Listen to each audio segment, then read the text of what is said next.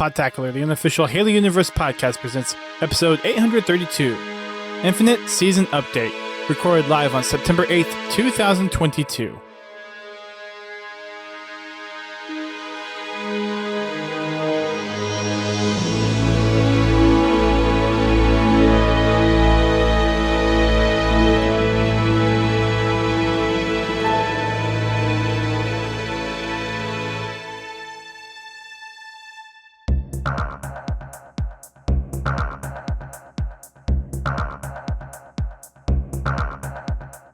Hello, everyone. Welcome to the podcast. We've got a special guest replacing GT tonight because GT is not here. So we've got Accelerate on for the podcast this week. Welcome back, Brad. How you doing? Doing good. Happy to have you back on. It's not quite the same, but it is a welcome to be back behind the microphone since we've been away for 2 weeks. And boy, what a 2 weeks it's been. Oh, man, yeah. Yeah. There's a lot that's happened over the last 2 weeks, to say the least. Yeah, it's been exhausting. Yeah, it really has. Social media, if you've been on there, it's been a job of its own. We've got Pins in the chat. We've got Fuchs. We've got Lazy Panda. Hope you have a good night, Panda. I know it's super late where you are, so have a good one. And I know Accelerate's streaming on his channel, so hello, everyone, on the Accelerate live stream. Yes, sir. Good to see you all. Thanks for checking us out. But yeah, we're going to be talking about all of the recent news that came out over the last about week and a half. We've got some updates for MCC that are coming along, lots of new mod tools and capabilities that are coming down the pipe for MCC. Obviously, the big news is the future schedule of Halo Infinite. We got a deep dive into what's coming over the next 9 months or so for Halo Infinite. And lots of community response to that. I'll just put it that way. And we've got other few community happenings going on as well. But Accelerate, thanks again for coming on. It hasn't been too long since we had you on the show, so I don't think much has changed in your world since we had you on a few months ago. But any big updates, new changes on your side of the Halo community? When was the last time? Was that like June? I felt like it was May or June timeframe, something like that. Yeah. I picked up a YouTube editor since then. Oh, very nice. It's been a slow process, but I'm finally at the point where like I'm able to just get content out to somebody and save myself the time, and that's been a huge boost in getting my YouTube portion of things running. Since very nice. It's not something you should really abandon as a creator, so we're getting that up and rolling. Yeah, YouTube's one of those key things to you really want to make as a content creator.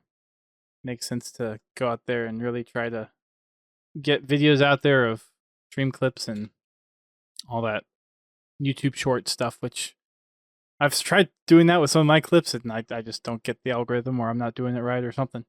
Anyways. Yeah, I've done a few shorts, but I'm just like, I'll just keep YouTube for YouTube. Like just throw an occasional long form up. I'll keep my short stuff for like Twitter. Yeah. So let's go ahead and jump on into the news stuff. We would normally do our Podtacular recap, but since GT's not here, we'll just go ahead and dive on into the news and skip the first segment. But let's see, where do we want to start? Let's start with some more of the positive things. So first off, we've got the next community corner. So they started doing a community highlight of individuals in the community. First one was Uber Nick.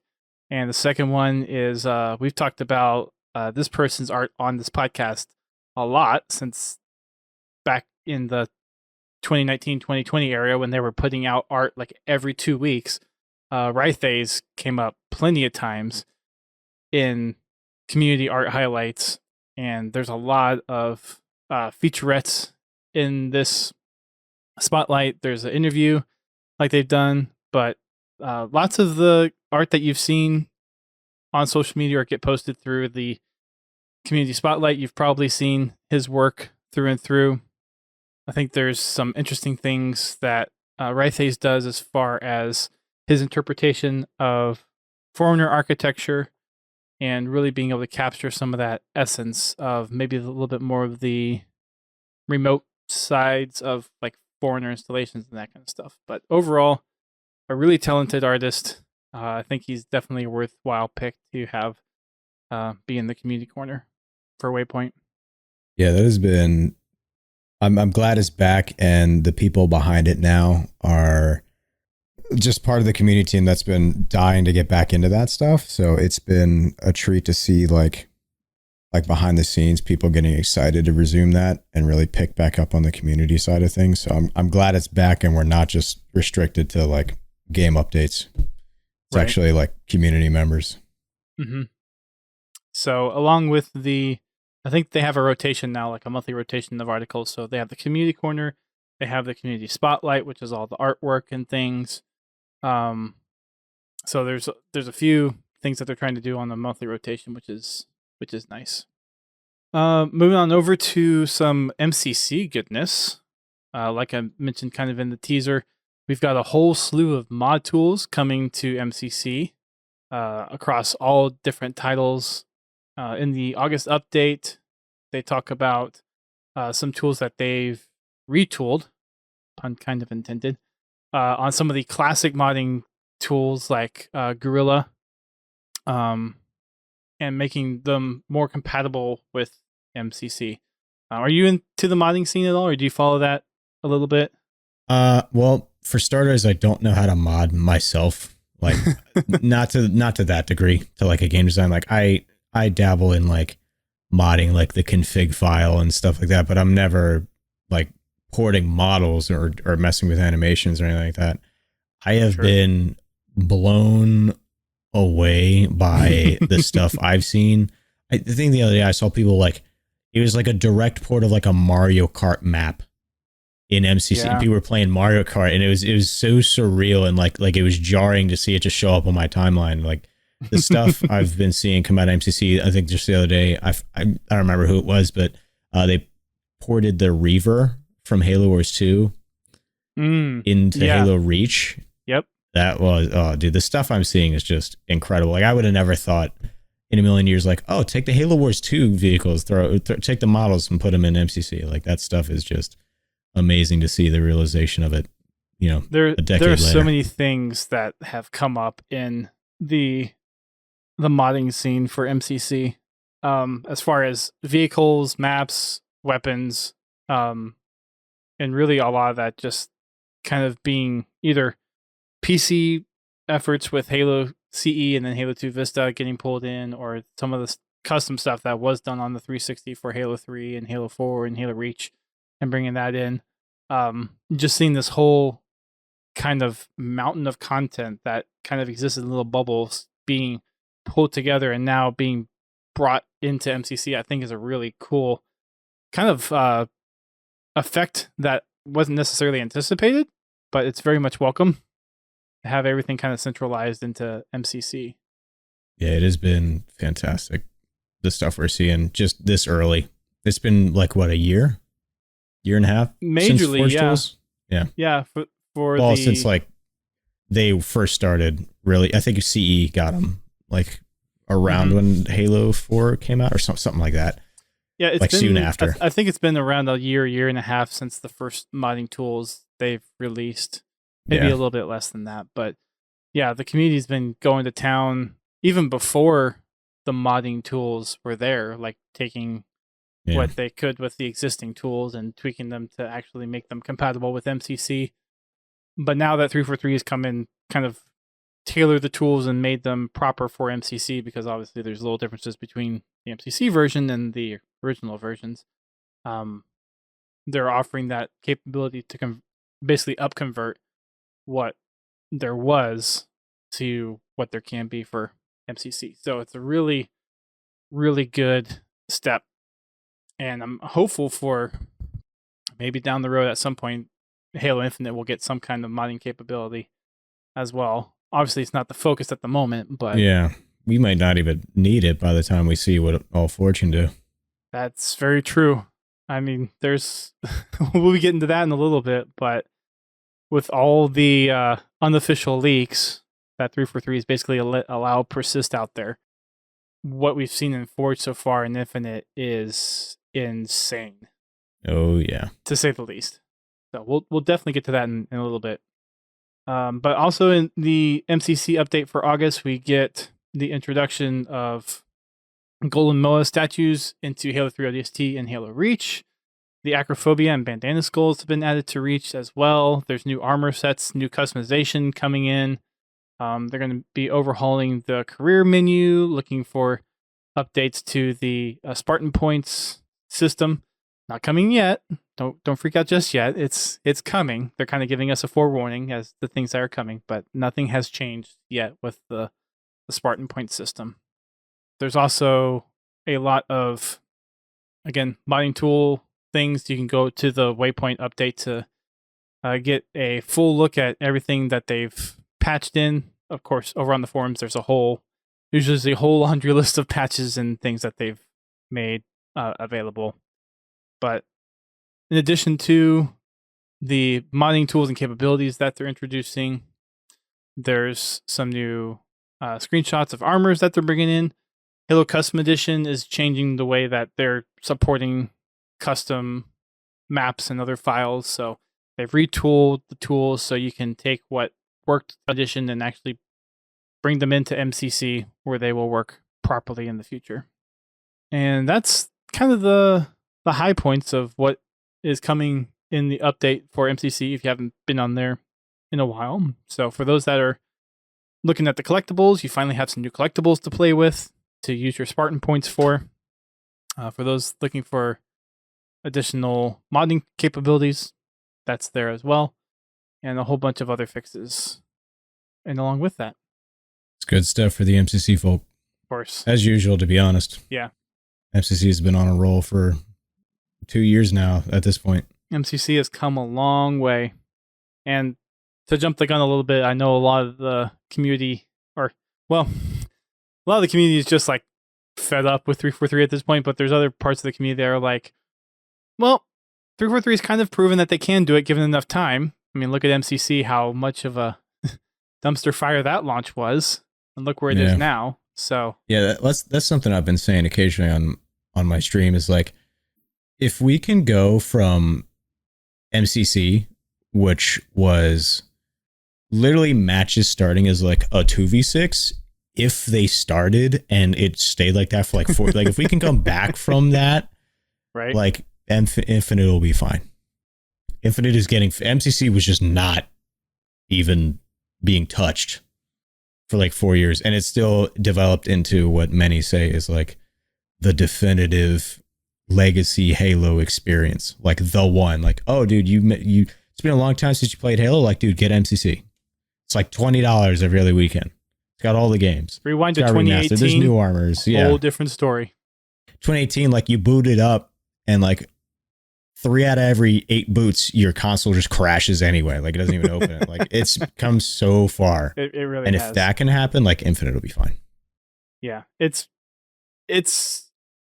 to put how Ubernick said in his latest video, it sucks to have to wait. Like 243 has definitely shown that they can do it. It's just a matter of them having the time to dig through things and figure out, okay, what's wrong, and really get to the root at a lot of the issues that are plaguing Infinite, the engine, some of the other things, and really just nail home the experience. And I mean, ideally, 6 years for developing a game, probably should have had a little bit more at launch, but like at the point we're at now, we can't change the past, so we just have to look to the future with the schedule that they've given us, where they're trying to go with the game. And it's one of those things where, yeah, if Halo Infinite doesn't have the content that you're wanting right now, like it's okay to step away for a little bit. Obviously, new stuff's coming around.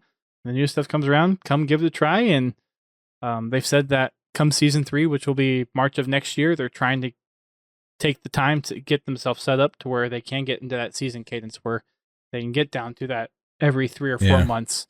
There's a new season. There's new things to bring into the social experience, the customizations, and I think the drop pods have been good little intermediate updates without doing a full season launch. So bringing that into in the middle of the season, drop new content or drop new game types, experiences, maps, whatever.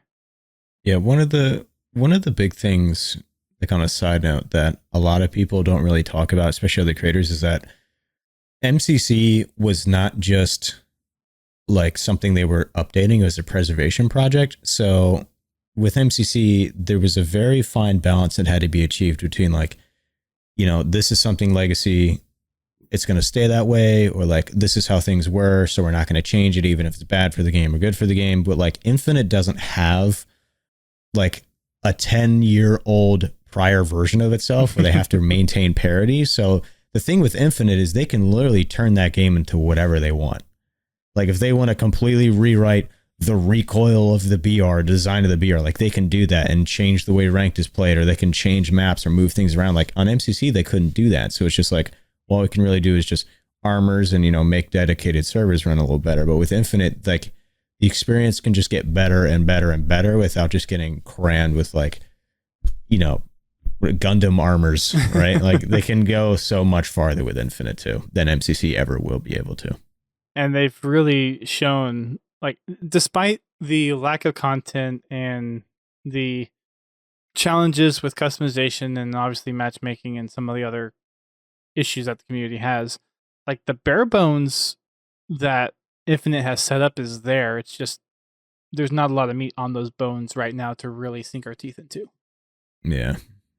I mean, what's your community's response been to kind of just the last, I mean, we're getting close to 9 months, 10 months of Halo Infinite out there. What's your community's response been to just the content or lack thereof in Infinite to keep people interested in playing? Like obviously you're playing almost every day, but yeah. Chat's like shaking, dude. It's kind of mixed. There has been one common piece of feedback that I've heard a lot of, or like gotten messages about or anything like that. And that's that people say like a lot of my regulars who play BTB with me like a couple of times a week to like almost every night will say like, you know, outside of BTB, I don't play the game.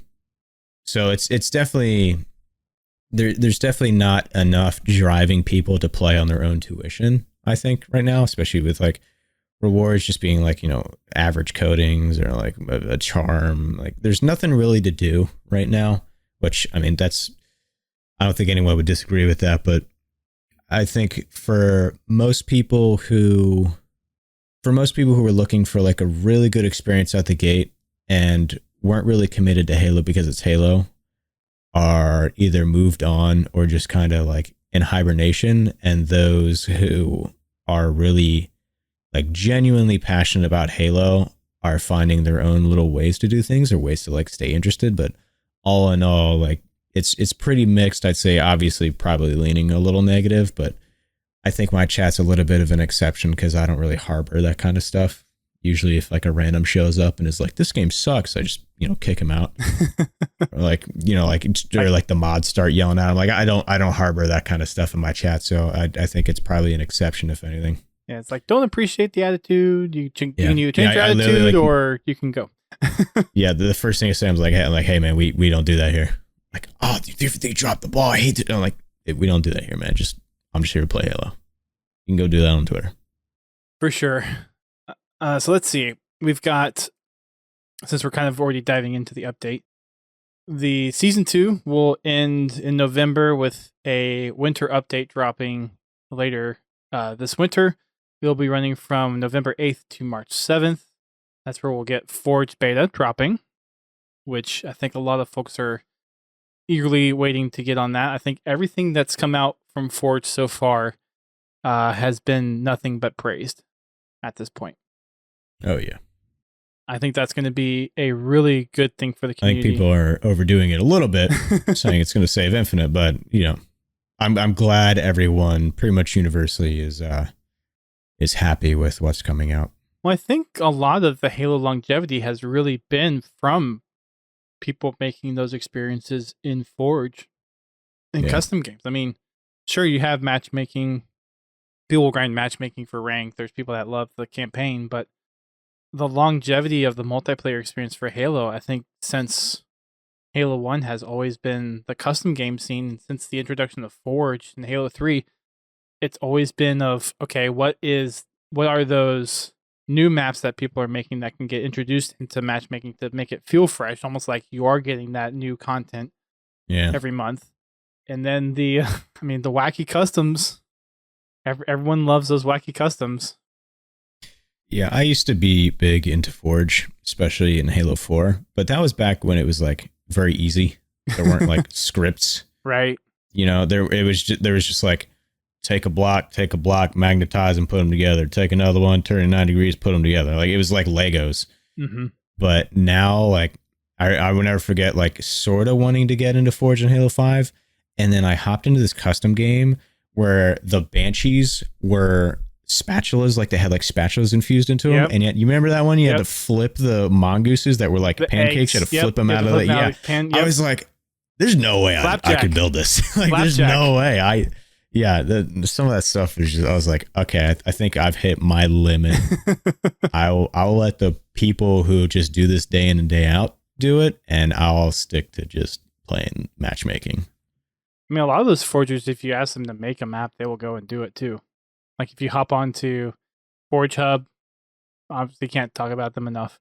Infinite Forges, they have people that can't help but not make maps. There's experiences out there that wouldn't exist if we didn't have such a vibrant Forge community out there. And it's cool too because 2 of the maps that are coming with the winter update 2 were also built in the Forge toolset. So the big team battle map and the arena map, I guess they're both arena maps for this one, but both maps, Detachment and Argyle, were both made in the Forge toolset. And they look like developer-made maps, which is just a testament to the power that Forge is having in Infinite. To your point, though, I think it's almost a little bit of a detriment to just kind of the ease of Forge as it was in Halo 3, Reach, and 4, where it was a lot more of the, okay, you just have the certain things that you can place, and you could customize colors and channels for teleporters and a few short actions that way. There's not like a Forge Lite and a full Forge mode. I think that might help bridge that gap a little bit. But like you said, there's going to be plenty of talent out there making Forge stuff. It's going to be nothing but just a constant flow of content, I think. Yeah, I'm excited to. The one thing that's big is I know like Forge maps historically have been kind of like not as good as dev maps, but the bridge is so small, and then the ease of patch is also really easy. It's a lot easier to fix a Forge map than it is a developer map, where like everything is so hard coded and textured in a certain way. Where if it's like, oh hey, there's this one line of sight that's like really long and kind of abusing, and you just like move a pylon 6 inches right, and it's like and then re-upload it right into the UGC, and boom, it's fixed in like a week. You don't have to like send it out to Saber and get them to do a build on the map and send, you can just literally like a day of most. The time to iterate is so much quicker in Forge. I think a lot of because I mean your community plays a lot of big team just because you have that lobby size to play with. But I think a lot of let me ask you this: are you looking forward to the remakes of some classic BTB maps? Are you more excited about new, fresh BTB maps that could be made because of the power of the Infinite engine and the Infinite Forge? I'm trying to think, like, do I hate the majority of BTB maps, or do I like the majority of BTB maps, like the classic like maps? And there's obviously going to be some classics that will be remade, like Coagulation. I'd probably have to see. I think like Warzone maps, honestly, from Halo 5 would probably play a lot better. There's so many guns in play at the same time, and the BR has so much range. Like, I feel like if it was a lot of these classic maps, like Exile or like Rat's Nest, especially with think how prominent and strong the air is. Like if you had that AR on Rat's Nest back in Halo 3, like everyone would just be ARing everybody. Like it'd be a mess, and there would be no real routes to use the BR. Probably the Commando and Sidekick would be the only precision weapons that really like flourish. Like I feel like a lot of older maps might not play well in this sandbox. So I feel like starting with the Warzone maps from Halo 5, like the ones that were positive received, like Escape from Ark, and like throwing that back into Infinite first would be a really nice place to start. And then maybe look at some of the bigger ones, maybe like Valhalla. but like the Halo 5 V2 versions, not like the giant open field one from Halo 3. I didn't even think about that, but that you make a good point. Some of those. Yes, I think starting with some of the bigger maps first and seeing how they play would probably be the good starting point, because you wouldn't want to take like something super small and throw it in there. Right. Now, would you want to do something like kind of Halo 3 ODST did and a few other of those campaign level inspired maps and do that? I would love to see a map derived from the Halo Infinite campaign. Like a lot of that stuff visually is so nice. All the elevation and the lakes and stuff like that. And I would love to see like maps are so clearly designed to be like big team battle maps. Mm-hmm. I would love to see at least one map that's just like, it looks like something out of like Tarkov. It's just like a wide open field with like a couple like bases, like POIs, but then it's mostly just like terrain that creates your cover, not like giant pieces of ships like Breaker or giant mountains like on High Power. It's kind of like a little bit more akin to a Blood Gulch or a Coagulation. Yeah, Blood Gulch, just a little less flat. Yeah. And someone in your chat mentioned Sidewinder. Which one was Sidewinder? That was the snow map that Avalanche was based off of. It's the horseshoe shaped, and it had the teleporters on the outside, and there was the camo and invis and rockets or flamethrower on PC on the inside, and there was kind of a little network of tunnels on the inside, and then the 2-story base from Halo CE. Oh yeah, I was never into CE multiplayer. I played like 2 maps. You know Avalanche from Halo 3? Yeah, I know what that. Yeah, when your description, I was like, oh, I know it. Yeah, I could envision it. The snowy horseshoe, basically. Yeah. Let's see what else we got. We have a free 30-tier battle pass, and one of the key reasons for this is during this winter update, they're testing their Match XP beta. So, very excited for that. In addition to giving it as a thanks for sticking around with us, they're also using it to help gather data and feedback on how the Match XP beta works. So they want to actually use it. You have a battle pass to test it against, and they don't want to make people pay for the battle pass for something that they're testing. Yeah. So I thought that was really cool. Lots of Mark V and Reach inspired armor is going to be available in that pass. So if there's a lot of that classic style armor that you know from previous games, this is kind of the battle pass for you. Yeah, I've never been a Reach armor guy. Like, just in general. Mm-hmm. I was more a fan. Like, I really like the Mark 7 in this game. I think it looks way like probably the best armor I've ever seen. But I'm excited that all these like historically iconic, I hate that word, armors are coming back in like their newer high resolution, high poly, counterparts. Mm-hmm. Like a lot of times, like you see like fan art of like Halo Reach soldiers, and it's always like the big chunky like EVA, CQB. Pizza box, CQC shoulders and stuff like that. Like I'm glad that armor that resonates so positively with a lot of fans is finally coming back. Yeah, I think a lot of fans are going to be happy with the battle pass as a kind of a thank you from 343 to sticking around and help us kind of make the game that you all have wanted or expected from us. Campaign Network Co-op and Mission Replay is also coming in the winter update. As many people may have heard, the studio made the difficult decision to cancel doing split-screen co-op for Halo Infinite. Not a decision they made lightly. Yeah. One that really got the community up in arms. But just to level set everyone, it's not something that they had planned this from the beginning to not have it. Like they full well intended to make this a possibility. It's just that given the current limitations that exist with the engine, all the issues that they want to address and really focus on with the community, from what the community's been asking about, in order to get everything into the right space with getting the seasons back on track, getting all of the multiplayer experiences from the stability issues and everything else that everyone has been complaining about matchmaking for. Some things just had to get reprioritized, and unfortunately split screen co-op is one of those things that they had to cut. Yeah, there's a big sort of like weird thing going around the community where some of the modders have got it working on like some of the older hardware, and a lot of people have been like, well, if it's working, then like why they cut it? And a lot of people have been talking about it, but there was, at least from what we've seen, modders pool, there's still been a lot of issues with local co-op, and I can see why they cut it, because they're not like small things like your ammo doesn't sync or like guns. Like there's a lot of things where supposedly AI like targets you're shooting aren't in the same place on both players' screen.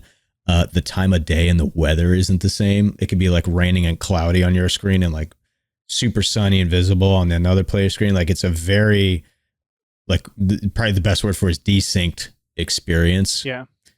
And there's a whole lot. I think that one post I saw had like 9 bullet points of things that like weren't working properly, that were like big issues. Yeah.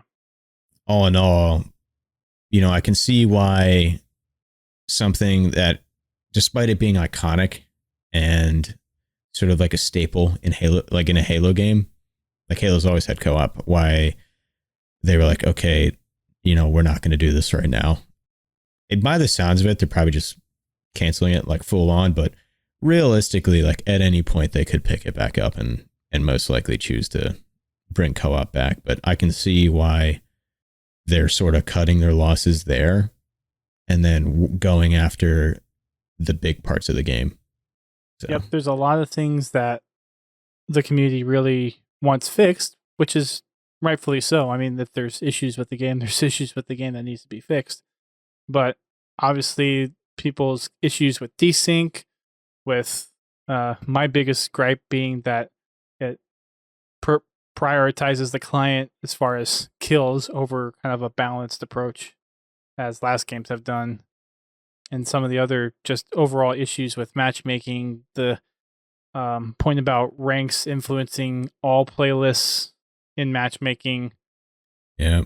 Some of the challenges with their anti-cheat system, also the match XP and customization experience. Just a lot of those things that the community has really pointed out that isn't working or to their standards. They're refocusing on what's important. And if you watch the update video that 343 put out last week, they really boiled it down on what their goal is, to try to focus on the feedback that they've gotten from the community and what it is they want to do with Infinite. Obviously, the rewarding system, as far as ranks, rewards, match XP, challenges, is a big focus, making sure that it actually feels like you're progressing towards something and earning based on your gameplay instead of just these challenges. In addition to making things competitive and fair, the stability of the game, meeting that high quality bar, which I think that's kind of a developer choice. Obviously, there's a lot of community out there that would rather just say, just give it to me. I don't care if it's broken or not. But there's going to be another part of that community that is like, if it's broken, why even release it? So there's obviously a quality bar there that they want to meet. Yep. And then another part that they had talked about too was being able to report things in game. So if people are cheating or if people have bad voice comms, be able to actually report that in game instead of going through the long form on the Waypoint support. That form is a pain to fill out every time you just want to report a player for dropping out of a game or unsportsmanlike conduct. Yeah, I'm excited we're getting the in-game tools, because there's like, if it's restricted to just the Waypoint site, you're getting like 1/10 of the reports, probably at most. You know, like I know for a fact myself, for every like one person I've filed on the support site, there's probably been like 10 people in game I've played against where I'm just like, I'm streaming worth the effort. I'm not going to spend the next 15 minutes filling out a support ticket. You know? Yep. We've got the 2 maps, Detachment and Argyle, coming in the winter update.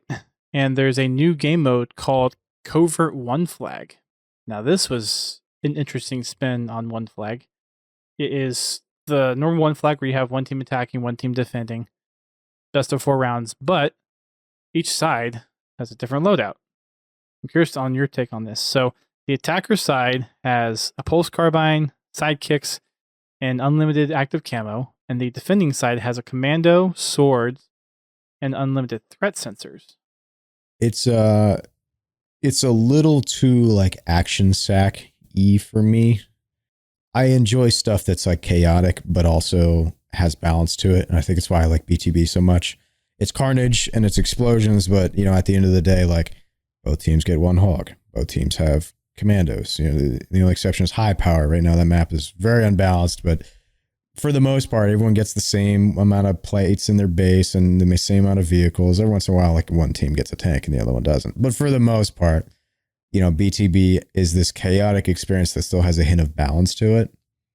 And like, that's sort of what I strive for. I don't really enjoy experience where like, I guess like the Fiesta experience in a way where I'm like, oh, I got an AR and like a BR. That's nice. And then I like turn the corner into a rocket launcher right off the rip. And I'm just like, oh my gosh, this is all right. Well, here goes 60 seconds of my day. Like, and I think some of these like asymmetrical modes they've never really been my thing. I've never been a fan of like one bomb or one flag either. I enjoy where it's the tug of war experience of like rotating around a map, getting your kills, trying to push your lead here and there, 55%, 60% advantage and working for everything. And the biggest thing is those modes that are asymmetrical and then either even more like not just on the map or the mode, but like weapon wise, like things often will devolve a little bit. Okay. Think about when you're playing like BTB versus heavies in BTB. Okay. When it's heavies, everyone's just dying all over the place. Banshees are dive bombing tanks. Tanks are, jumping off canyon cliffs, and it gets kind of crazy, but it's just never really been my thing. Gotcha. For like this kind of goofier modes. I'm curious to see how it functions, because obviously that'll be a big change to see how balanced that is. But yeah, I'm just curious to see how that works out. Yeah, and I'll probably try it. You never know. Yeah. I'm going in definitely right? Probably thinking, I'm not going to like this. Yeah. Yeah. That makes sense. But you never know. There is a December event, Winter Contingency number 2. And of course, a whole slew of quality of life improvements coming with the winter update. There's a January event called Joint Fire coming along as well.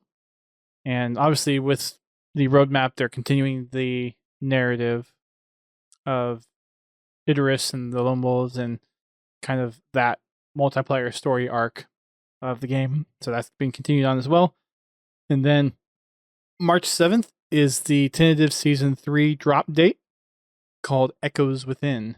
We get a new arena map and a new BTB map, a new weapon that is called the M392 Bandit. The Bandit Rifle.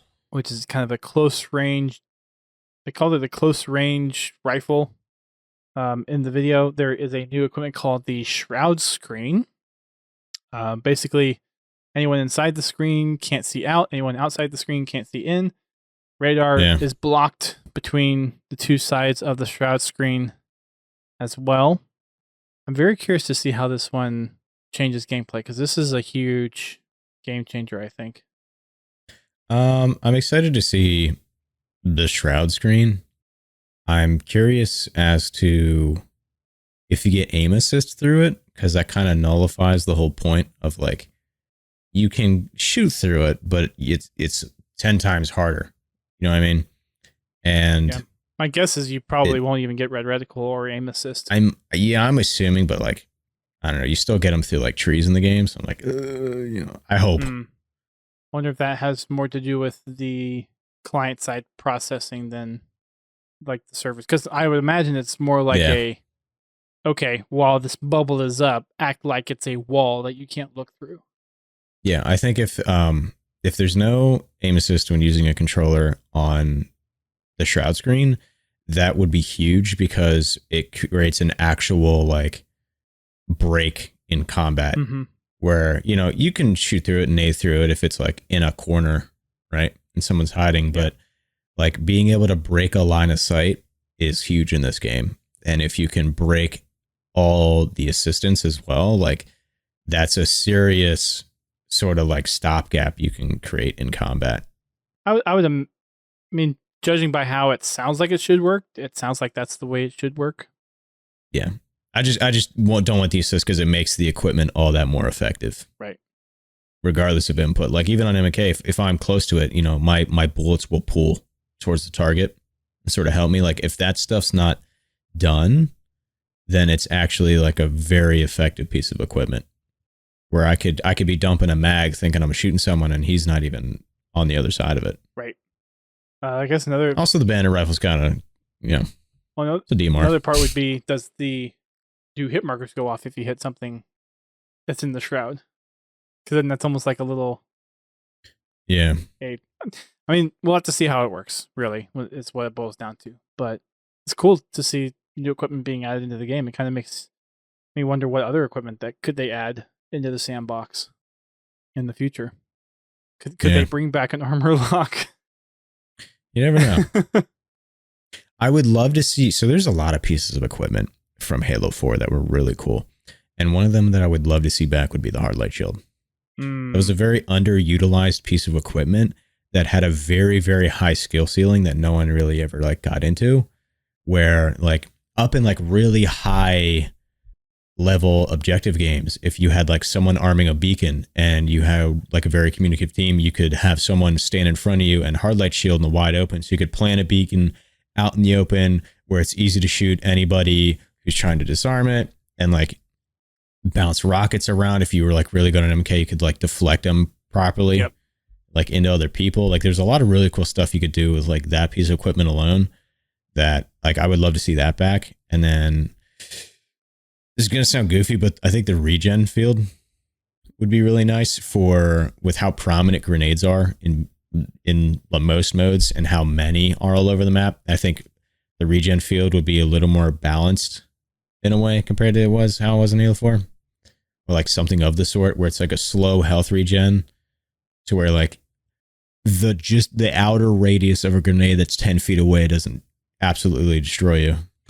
You get a little bit of more survivability in combat. I mean, you're already halfway there with the bubble effect from the shroud screen. It's just adding a healing effect.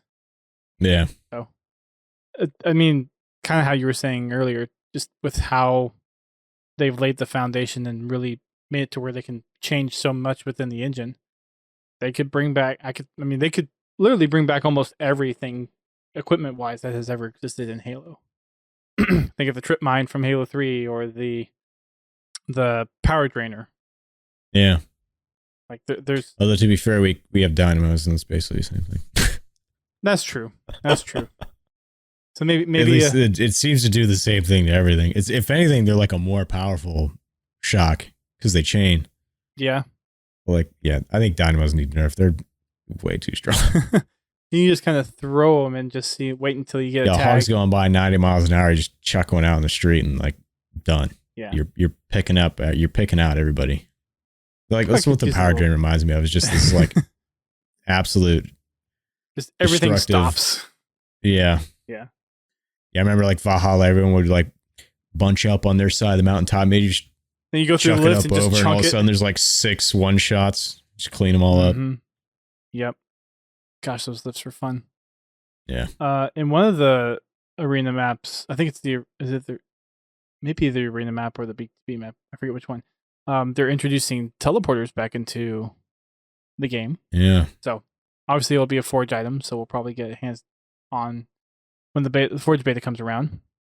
In the Season 3 update, there'll also be Customs Game Browser.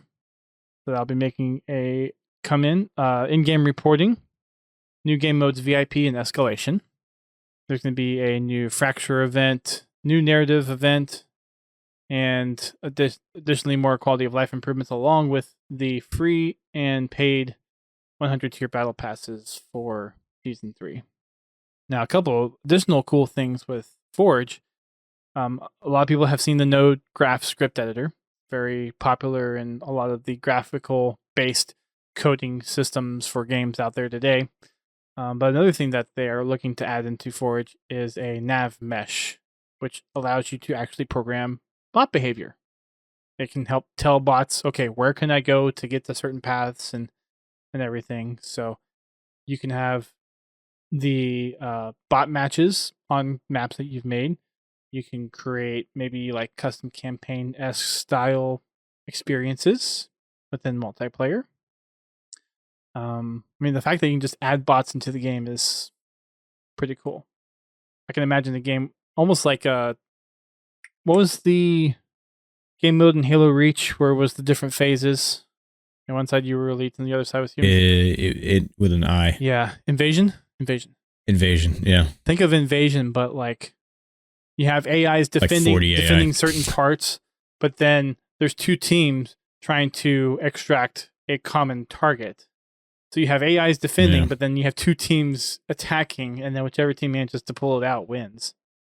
I think it'd be a great thing for matchmaking because we could theoretically finally see our first sort of like AI assisted matchmaking to where like Battlefront 2 does this, the new one, where in the Supremacy game mode, you have all like 20 people on your team or something like that.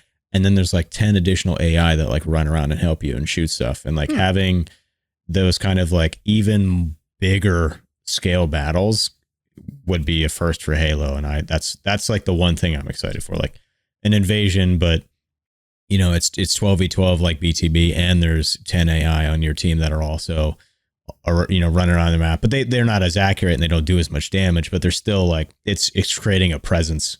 You know, they might stand in a zone here and there, or like, you know, guard a flag, like stuff like that is like the one thing I'm really excited for when I hear the conversation of like forgeable AI. Almost like a larger than life battle matchmaking, than kind of what we have in the current BTB experience. Yeah. No, I think that opens up a lot of potential for kind of the traditional game modes and even maybe some new stuff out there. I mean, with that, you can almost recreate Warzone. Mm-hmm. At the in that point, then. Except the AI is not trying to kill both teams; it's trying to kill each other's teams. Because that was awful, having to deal with a warden trying to kill everybody. I mean, I guess you could have it to where the AI attacks both teams, but having the option to have AI side with one team or another would be really cool. Yeah. Yep. So a lot of cool things coming with the schedule, like it's been pointed out several times. That puts the current season 2 at quite a long time, February to November. So 10 months for season 2. Then we have this 4-month winter season, and then season 3 looking to be about 4 months as well. So again, a lot of the things coming in to really try to realign the focus of 343, what they're trying to get to as far as a bar that the community has basically demanded from the developers, and really just kind of address the experience at its core, really. It kind of really begs the question of, if they've had 6 years to develop, what happened during those 6 years that really had them kind of start off on the foot that they did. But yeah, it wasn't really 6 years, but from everything that's come out, like there was probably weird attempts that they didn't have to, or prototypes that they probably wasted time on. But you know, all in all, like we're in a salvageable spot, and I think that's important. You know, because if this game had come out and been like a huge deviation that couldn't be saved, that would be a whole different boat. Right. Like Infinite is fixable by far, so that's the good thing. I mean, I think for the most part, they've shown with MCC that there is a potential to really recover from this. Like it's possible, but it's going to take some time. Really, that's what it boils down to, from the state that we're at, and really just getting to the point where we can, for I guess a lot of the vocal folks on social media, enjoying the game, and just getting a lot of the common outcries of the community addressed. Network stability being one, customization being another, content drought being one thing, which I think Forge will definitely help a lot with. Not saying it's necessarily the silver bullet, but I think Forge has a significant impact on the user-generated content that helps feed custom nights, matchmaking, all those kind of longevity experiences with Halo. Yeah. We've also got the yappening happening.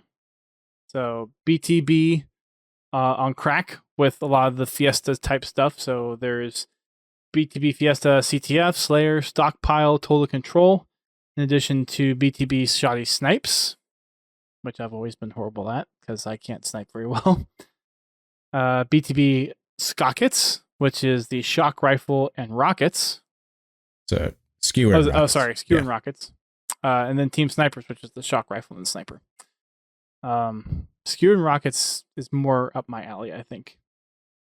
It's a pretty neat mode, and it flows differently based on what map you're on, which is kind of neat. Like if you're on Frag, everyone would just use rocket launchers, and then if you're on like Deadlock, everyone's using skewers. So it's a weird 50-50 based on what map you get. Got it. Have you played a lot of the yappening yet? Since it's I'm done with the pass, so yeah. Fair enough. I'd say it's probably one of the most positively received events, or it probably is the most positively received event they've done so far. I've seen a lot of people say that it's the most fun they've had in Infinite, like yet. So I think the mode is a success. As to what they'll do with the modes after, you never know. It'd be nice to have like its own BTB playlist. Yeah.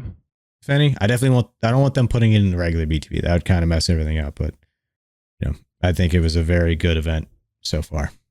I'm looking forward to getting into it. I haven't had a chance to get onto it yet, but we here at Podtacular like our Fiesta. We like Big Team, so I think we'll really enjoy it. And I heard that they have some of the other, or do they have some of the other weapon variants from the campaign for some things? Yeah. So on the pads, so like, say there's a pad that's either a heat wave or a bulldog, depending on what map you get. It will just cycle between both, so it won't just stay like a heat wave the whole game. Okay. Like sometimes it's a bulldog, sometimes a heat wave, and then sometimes it's an upgraded version of those things. So you could like pull it off and it's a bulldog, and then pull it off, it's a heat wave, and then next time you go there, you pull it off, it could be like a convergence bulldog or like an upgraded heat wave. So it's a pretty cool like little Fiesta aspect to it, to where you could walk up to a pad you just ran up to like 10 minutes ago that you got a BR from, and it's like a breacher BR, and it's more powerful, and it's kind of neat. Cool. That's nice to hear that they're at least experimenting with that, and I'm hoping in Forge they give us those opportunities to really play with those weapons, because one of the favorite things I think turned out for us was Super Fiesta from Halo 5, and just having the weapon variants available to us. I think that was a huge add that really, for us, added a lot of longevity and fun to the game, playing Super Fiesta or just Fiesta, because it was, for the most part, that was the casual game mode. So we will see. But that's happening for 2 weeks. It started a couple days ago on Tuesday, and that's happening for 2 weeks. There's a lot of cool goodies that you can get. I'm personally a fan of the Wart little weapon charm, so I'm going to try to get that. And the yappening nameplate and the emblem is pretty cool, as well as the armor effect. So can't go wrong with yappening. Yappening is always fun. Completely forgot. So if you haven't already noticed, for the first time, and thank you, Ash. I think it was Ash that pointed out. For the first time in multiplayer so far, you can get the long shot AR and the striker sidekick, which is a sidekick that has no bloom. Oh. So those are available on, I don't know what map it is. I think it's, I know the AR is on Deadlock. I don't know which one the sidekick's on, but you can finally try those weapons out against other Spartans for the first time in this yappening mode. Cool. If you can find them on pads. Yeah, those aren't normally available on fragmentation, so. Nice. Thanks for calling that out, Ash. That's really nice. It'd be nice if they added some of these weapons to weapon drills, maybe after the event. Yeah, and I would like to eventually see them have more of a presence in like other maps on BTB. I know one of the designers on Twitter was saying like they'd like to. It's just going to take some it's going to take some work to get them out of the caves, which it appears based on this event that they're like successfully getting that done now that they're spawning on pads. but I'd like to see them in like drop pods and stuff like that. Maybe like a gold drop pod or giant like red one or something. Yeah, like to have these weapons have more of a presence, because it reminds me a lot of like Warzone, to where you get a really powerful weapon and it changes the way you do things, and you might play more passive or you might play more smart if you know you have more power in your hands. And like it's a really nice like additional layer to gameplay that I would like to see in more maps than just fragmentation. And especially as we get more BTB maps and also Forge maps, if they can be something that we can customize in a Forge weapon spawn or something like that, that'll be really helpful, really clutch, because then we can just forge them into the existing ones as well. All right, I remember the comment now. They said that getting the weapons off the pads is going to take some work. So I guess maybe it didn't take a lot of work to get the happening up and running with the variants. But again, hopefully we'll get more of a like these super weapon presence in BTB on all the maps. Yeah, I mean, if they've made this effort, then it's obviously going to be a little bit easier for future iterations. So hopeful for what we'll see in the future. And hey there, Hayden. Thanks for the raid. Hope everything went well with your stream. We're just about done here, but thank you for coming on over anyways. That's I think most of the stuff that's been happening with Infinite. We've also got a new cannon fodder, looking through some other high value targets from previous Halo games. So obviously high value targets was a big thing in Halo Infinite's campaign, but there have been other high value targets in past games that may have not gotten the limelight quite as much. So there's a new cannon fodder that looks at some of those and also highlights some community-based looks at the Halo Infinite outposts and strongholds and high-value targets, and then what we've seen in past games as well. So if you're into the lore and want to check those out, then you can check out the latest cannon fodder over there. A couple of things I wanted to address before we actually wrapped up the podcast, because this has also been making the rounds on social media, and I'm sure you probably have seen this or muted it at some point. So if this is a sore topic, we can go away from it. But obviously there was the big motion of #Fire343, which was kind of ridiculous out in the social space. And it really just got a lot of people talking about leadership within Xbox, within 343, and also just other experiences with Halo. And the supposed BR leak that Certain Affinity is working on, which we don't know if that's actually a thing or not. But for the sake of saying it, and it kind of sucks that we have to say it, but like 343 is obviously not trying to sabotage Halo. I mean, if they were trying to do that, they wouldn't have a business, and that's not what they're in the business to do. So 343 is trying to do what they know best with the game, and yeah, they've messed up on what their priorities are, and there's a lot of us that feel like it should have been a more complete experience at launch. This is just unfortunately where we are with the game and how everything panned out. I don't know what the answer is as far as, like, could things have been done better? Was it just poor management? Was it poor priorities? Like, I definitely there's always, whenever there's a big community argument, there's always people that are saying this person should be fired, this person be fired. And I don't think that's necessarily the right answer all the time. It's one of those things where, yeah, poor decisions are made.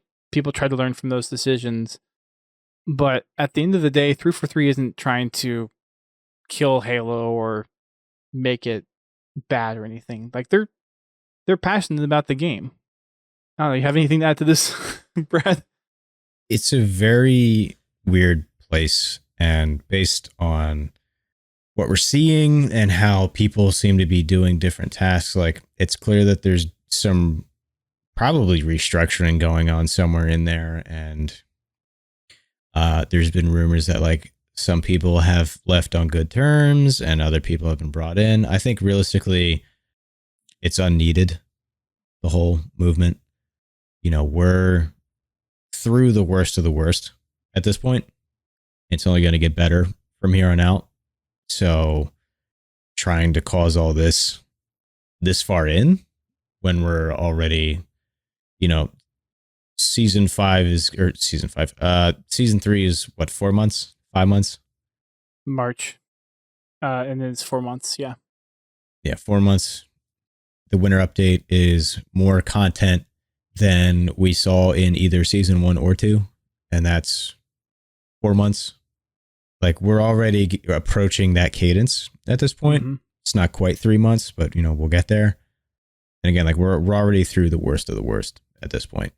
Like, to just be like, hey, we need to restructure the whole studio, by the way. Like, right after we got through all this is just, it's pointless. It really is. And there's been other arguments out there of trying to diversify the Halo experience. And obviously 343 is kind of the studio that is the gatekeepers of Halo. And I don't see that changing anytime soon. If it does, that's a Microsoft and Xbox decision. That's nothing the community can control at all. No amount of complaining or ranting is going to change the position that 343 is in, being the caretakers of Halo. Does it suck at what they did? Yeah, it does. Not a lot of people are happy with the outcome. Is it something that they can recover from? I mean, MCC has shown that they can. And we're hopeful that, given what they've shown us in the season progress, that looks like they're putting the effort to make the steps to fix it. Their ability to do it is a separate matter. That'll be a matter of them obviously delivering on their schedule and proving that they can do it. So I think the desire is there. It's definitely there. Just knowing a lot of the folks personally, before my time as a Forerunner and during my time as a Forerunner, like, they're passionate about making an experience that fans love. They don't go out of their way to make a Halo game that we're going to hate and not going to want to play, obviously. And it's just, unfortunately, decisions were made that affected the launch of the game, and rightfully so, the community is upset, and that's okay. Yeah, that was such a unfortunate time to, like, create Halo. Yep. Realistically, because of COVID and because of, like, the situation with the global hardware shortage. Like, so the Xbox One had to be considered so strongly in everything they developed. And, like, it was just a very weird time where you couldn't have really seen it coming. And we just got really unlucky when it came to development. The only thing I could say is, the next one, whatever comes 10 years after this, I should not theoretically have these same kind of challenges. So at least we got that going. Yeah. But I think Infinite's got a long way to go until then, and it's only going to go up from here. So now the big question is, do they stick with the 10-year plan, or do they do what some other studios done, like Overwatch and Destiny? Do they do a Halo Infinite 2 or do a next iteration of a Halo game? I think, it all depends. If not a whole lot needs changed when it comes to, like, Infinite Sandbox and stuff like that, and, like, maps, like, there's a really good foundation already here that just needs, like, tweaked here and there. I always could see it as like a Overwatch 2 situation, to where it's not really a whole new game when you, like, pick it apart, especially at a multiplayer level. It's more of just an overhaul. Like, that's always probably the most realistic option going forward, because the Slipspace engine in itself was built with a lot of modularity and keeps continuously getting polished. That's why we're seeing, like, advanced options and stuff opening up more and more across custom games and training and academy, and just the littlest things get, like, ironed out, and a lot more options for the players, and it keeps going and going and going. And, like, that's something that you can really build on and would exceed, like, any kind of sequel they could do. I definitely think at one point, like, if we're, like, big events that would happen in the next 10 years, we're probably going to move beyond the Xbox One, if I had to guess. Like, they'll probably get to a point where, in order to maintain performance parity to other titles that begin to abandon the previous gen hardware, which is happening now. We just saw Cyberpunk dropped their last patch for the the previous gen consoles. Like eventually we'll get to that point and we might see like an overhaul of the engine and the drop of the previous consoles. That's probably the biggest thing that'll happen over the next 10 years. But realistically, like Infinite can build up to be something where even if there's like a great sequel, it won't quite be what Infinite will have become by then. So I think it's just smarter to build. Yeah, I think it's just smarter to build on Infinite because like when you like think about like Rainbow Six Siege, that game's been around for like 8 years and has net like hundreds of millions a year. So it gets like really good development work every single year. And the stuff that game has and the amount of polish is just incredible. You can run that game at like 4K, 300 FPS. It has its own training mode. It's got like 50 different operators now, and like all the maps are like reworked, and nothing even like the whole lighting system isn't even the same one. The recoil system is not the same one that came out in year one. Like everything, it's a completely different game than what it's almost like a sequel compared to what it was back in year one. And Infinite can do the same thing. Yeah, that's true. I think there's a lot of potential there. There's obviously a big question of campaign DLC and if we get an expanded story. But with how the 10-year lifespan of Infinite, I could definitely see them continue to add more. I think as far as kind of doing events and additional customizations and other things. I mean, if they work on just like reintroducing a lot of like either weapons from previous games or finding new balance to weapons, customizations, equipment, and just taking a look at what other games have done as far as game types and modes and maps. Like there's a lot to pull from the first person shooter genre as far as different unique experiences. And yeah, I mean, I'm still a proponent for a BR. I would love to see a BR in Halo. Obviously the studio says they haven't been working on one amid the supposed Certain Affinity BR leak, which, yeah, I'm not going to really touch on that much because we don't know if it's actually true or not, or if that was pre-development stuff that they worked on and scrapped, or whatever it is. But needless to say, I think while the update was a little bit of a letdown for some as far as no split screen co-op for campaign and the lengthy time it's going to be for the couple next seasons to roll out, it looks like they are prioritizing things that has been an issue for the community for a while. Fixing the desync, fixing the cross-core customization things, the Match XP, Forge, custom games browser. Do we know when cross-core is coming? Is there like a... So...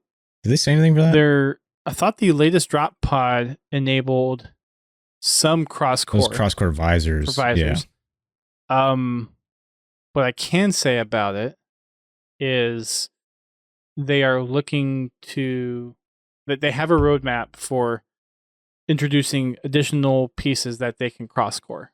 Obviously, there's a lot of work that has to be done to make them interchangeable, but it is going to be more than just visors. Visors is kind of the first easy thing that they know they could get. There's going to be things that they might not be able to make cross-core, but they're trying to make everything as cross-core compatible as possible. So visors was the first step. I would imagine there will be additional drop pods, or with the updates, there will be additional cross-core compatibility coming into the experience, but they just don't have a timeline for that yet. And it's really a bunch of just trial and error until they can actually get it all to work. So unfortunately, a lot of that stuff is just very tedious. Okay, make sure it does work, and obviously from now on out, make sure everything is as cross-core compatible as possible. Sounds good. Yeah.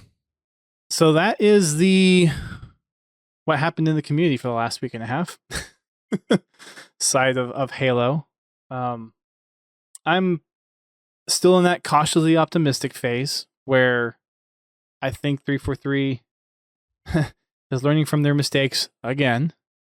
You seen that picture going around where it's like the news article cutouts from like the past 10 years? No, but that doesn't surprise me. Like every game? Oh, it's like studio says they learned a hard lesson with Halo 4. Studio says they learned a hard lesson with Halo 5. Studio says they will never... The studio... like it keeps going. It's just I'm a government... The amount of ammo people have now is just awful. I'm a government worker, and it's I work in IT, And it's definitely one of those things where you think you learn your lessons, but you don't.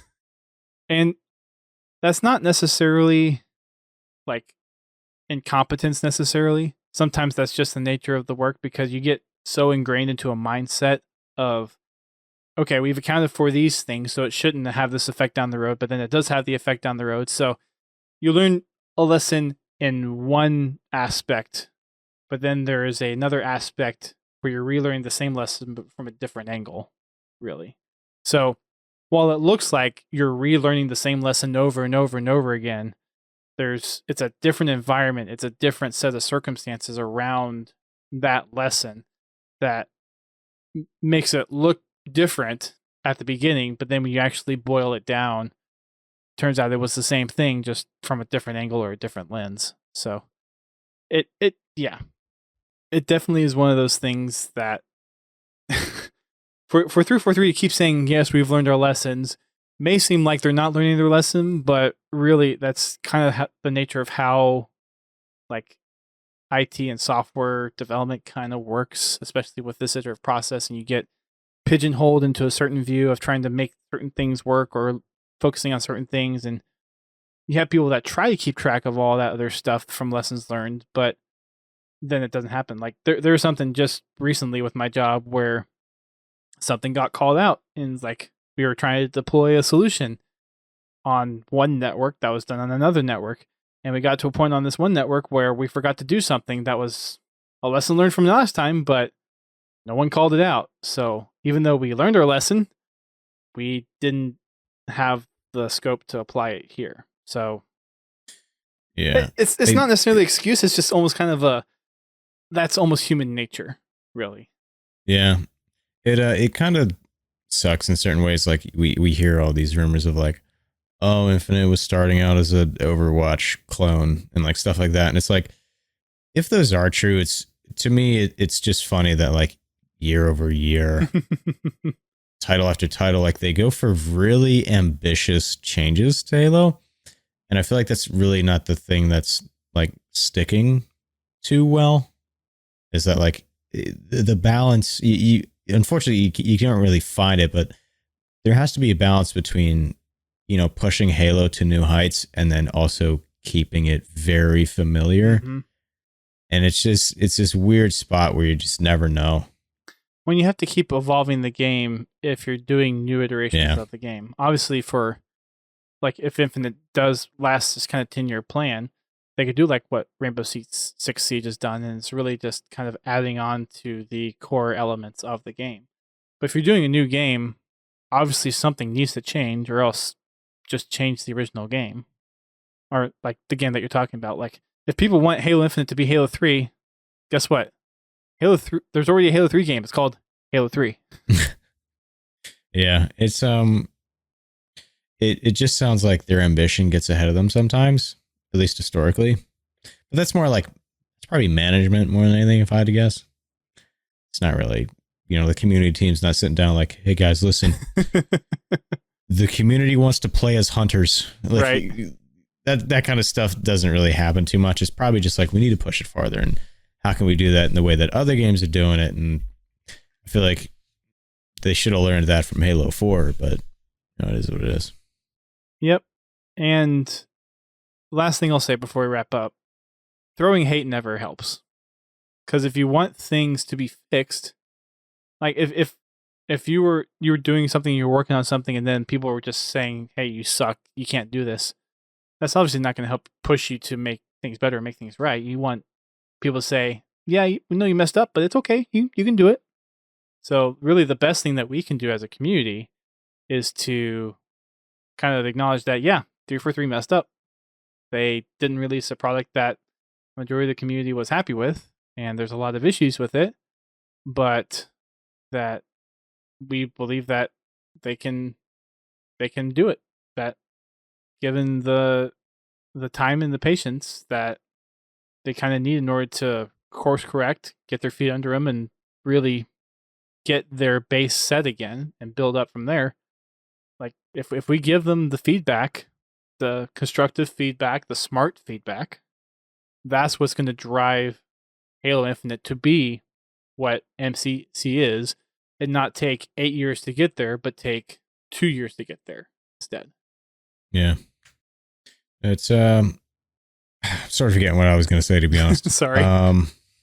No, but it just sucks that everything happened the way it did. Like, they were very ambitious, but then COVID hit and all this happened, and then it all sort of piles on from like the outside of them. Like, everybody just kind of goes like, well, why weren't you just making a Halo game?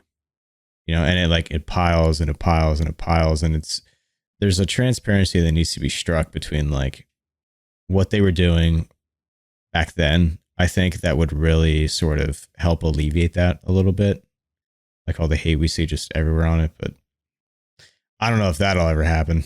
Well, and that's one of the hardest balances too, and we've talked with them about what that transparency should be, how transparent they need to be with the community, and it kind of boils down to what's going to be helpful for the community to know, what do they need to know, and there's a point where too much information just garners the negative feedback that we've seen the Halo community generate, which is unfortunate because they want to be more open, but they can't because they know the response that the Halo community is going to give, because there's history behind that.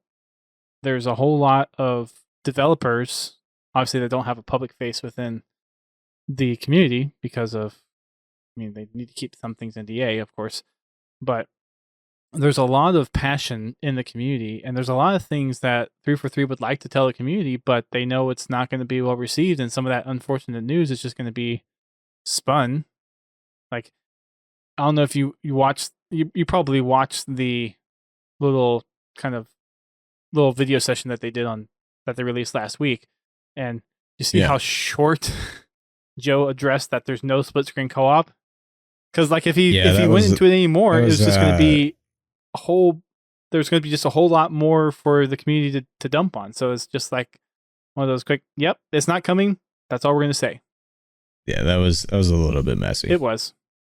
But like, if he said more, like, what would the community response have been if he tried to keep coming up with, we're not doing it because of X or Y or Z, or like just be more nitpicking by the community and more just dissecting of why 343 shouldn't be making Halo anymore type thing. So yeah, that level of transparency is really dictated by us.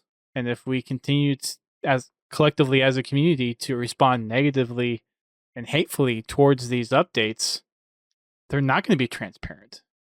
So I know it's a shame. Yeah, I know a lot of the vocal minority on social media, the social media warriors, probably aren't going to hear this, but in case you do, if you really want Halo to succeed and you want the transparency from the developers of what's going on, being critical is fine. Saying, hey, you messed up on this, wish you would have done it this way, or give them the smart feedback, they're more than happy to take that. Like, they admit that they messed up. They know they messed up because they're fans of the game as well. But yeah, ask for transparency very nicely. Yes. And if like everyone does that, you'll get it. But we have to do it collectively. We need to stop embarrassing ourselves in the greater, like, back in the Halo 3, Halo Reach days, the Halo community was one of the best gaming communities, period. And we have lost that reputation as a gaming community. Oh, yeah. But on a positive note, to end this on the positive note, the Yappening is here. Fun, more social, more laid back, which is great. There is content coming. It's going to take a little time to get here, but the roadmap looks cool with Forge, with Match XP, new maps, new modes, new weapons. I mean, I think this is the first time that basically, outside of the Halo 5 special ones, that weapons are being introduced as new content into the game. New equipment, new experiences. So I think the potential is there. It's just 343 realizing that potential, implementing that potential, and that's kind of the big question mark, is that ability to implement. I think that's really just the unknown at this point. Yeah, we'll get there. It'll take some time. Well, thank you, Accelerate, for joining in GT's stead. It's nice to have you back on again. Hopefully I didn't hog the mic too much from you tonight. No, it's all good. For those that are interested, go out and check Accelerate's Twitter and Twitch channel. He's at XLR8_live on both of those. You stream just about every day for the most part, Halo. Most of the time open lobbies. So if you're looking for someone to play with outside of our Friday game nights, he's definitely a good person to go hit up. Really fun guy to play with. I haven't played with him yet. Maybe this weekend I'll get a chance to. Thank you, Pens, for the link. But if you're looking for a good time, Accelerate's a good person to go hang out with too. So go check him out. Appreciate the support, bud. And I appreciate it. Yeah. Thank you. And again, just a reminder, folks, be kind to one another out there. Be kind to our precious developers who, I mean, if 343 wasn't here, we wouldn't have this discussion talking about Halo Infinite and all of the things that we would like to see for it. So while it kind of sucks in the position that we're in, we wouldn't be here if at least there was a studio behind making these games and continuing to push the Halo experience to places it hasn't been before. Thanks for listening. Thanks for tuning in. And we will catch you all on the podcast next week. Hopefully, we will have GT back in the hot seat. And until next time, thank you for listening to Podtacular, the unofficial Halo Universe podcast. You can find our podcast on your favorite podcasting service and listen to us live every Thursday night at 8:30 p.m. Eastern Time on Twitch. Check out our website, podtacular.com, and join the community on Discord at podtacular.com/Discord. If you want to play Halo with us, come join us for Fraggin' Fridays at 8:30 p.m. Eastern Time and Achieving Halo on Mondays at 9:30 p.m. Eastern Time. You can find us on Twitter, Facebook, Instagram, and YouTube. Become a supporter of the show by sharing the show with your friends and family, or help keep the lights on by subscribing to us on Twitch, donating via PayPal, or becoming a patron alongside Confal, Pens Halo, and Prestige Ace. Until next time, keep on fragging trucks.